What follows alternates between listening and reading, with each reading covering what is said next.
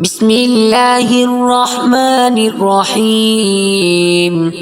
إذا السماء انشقت وأذنت لربها وحقت، وإذا الأرض مدت وألقت ما فيها وتخلت، وأذنت لربها وحقت.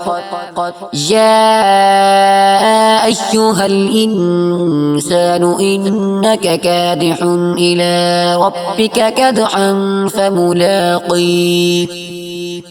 فأما من أوتي كتابه بيمينه فسوف يحاسب حسابا يسيرا وينقلب إلى أهله مسرورا.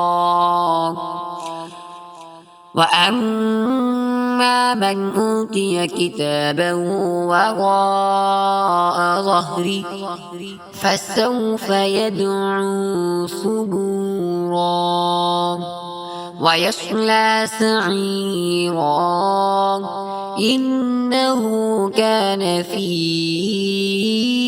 أهله مسرورا إنه ظن أن لن يحور بلى إن ربه كان به بصيرا.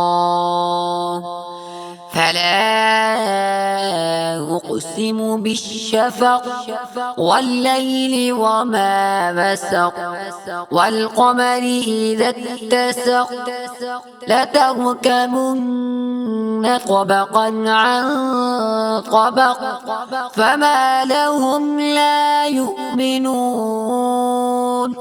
وإذا قرئ عليهم القرآن لا يسجدون بل الذين كفروا يكذبون